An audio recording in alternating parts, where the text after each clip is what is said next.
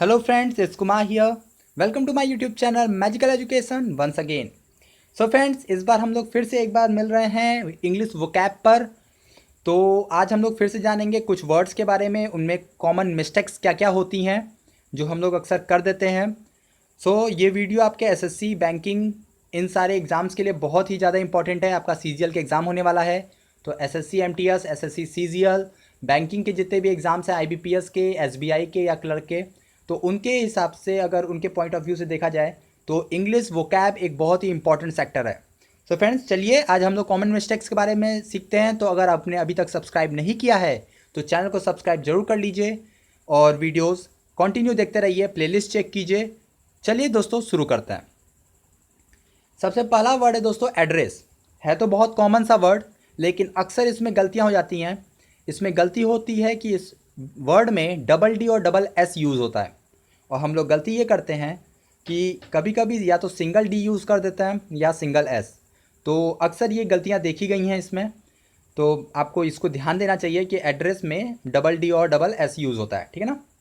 चलिए हम अगर नेक्स्ट देखें तो नेक्स्ट जो वर्ड है दोस्तों, इसका प्रोनाउंसिएशन है याट। याट होता है एक छोटी नाव को याट कहते हैं, लेकिन इसमें देखिए सी एच, ये दोनों जो अल्फ़ाबेट हैं वो साइलेंट है ना।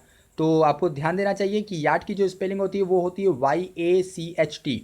तो अक्सर ये गलतियां हो सकती हैं कि आप CH का ध्यान न दें या प्रोनाउंसिएशन करने में आप गलतियां कर सकते हैं, तो इसको आप ध्यान दीजिए।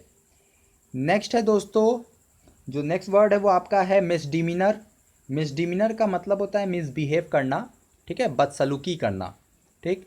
तो इसमें क्या गलती होती है, इसमें गलती होती है दोस्तों लास्ट में जो आपका नर है प्रोनाउंसिएशन, तो उसकी स्पेलिंग होती है NOUR। इस वर्ड में NOUR, जबकि अक्सर हम लोग नर के लिए NER या NAR वर्ड को प्रिफर करेंगे, ऐसा सोचेंगे कि NER होगा, लेकिन यहाँ गलत हो जाएगा। तो आपको यहाँ ध्यान देना है कि आपको यहाँ पे अगर जब हम इस डिमिनर बोल रहे हैं तो उसमें जो नर होगा वो NOUR होगा, ठीक है ना। अगर नेक्स्ट देखें तो नेक्स्ट वर्ड है दोस्तों एक्सजैगरेट।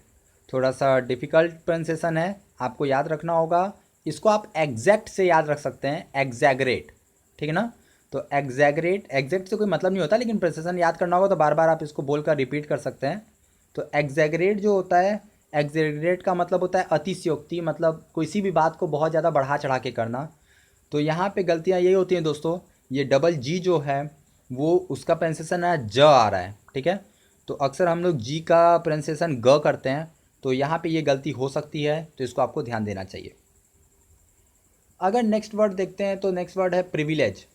प्रिविलेज का मतलब होता है दोस्तों, प्रिविलेज जो वर्ड है आपका, उसमें अक्सर हम लोग क्या करते हैं, प्री जो वर्ड है वो PRI है, लेकिन अक्सर हम लोग प्री वर्ड जो है वो PRE लिखते हैं। तो अक्सर लिखने में हम लोग से गलतियां हो जाती हैं, ये कॉमन मिस्टेक है, बहुत ही कॉमन सा मिस्टेक है ये, जिसमें PRE यूज़ कर देते हैं, बट प्रिविलेज में PRI यूज़ होगा। नेक्स्ट है दोस्तों फ्लोरेसेंट। फ्लोरेसेंट में आप देख सकते हैं जो स्पेलिंग है वो है FLUO, ठीक है, फ्लो ना, फ्लोरेसेंट। तो फ्लो की स्पेलिंग अक्सर FLOW या FLO लिखा जाएगा, तो ये भी गलती हो सकती है, तो FLUO होगा, आपको ध्यान देना चाहिए यहाँ पे, ठीक है। नेक्स्ट वर्ड जिसमें अक्सर गलतियाँ मिलती हैं वो है आर्मेचर।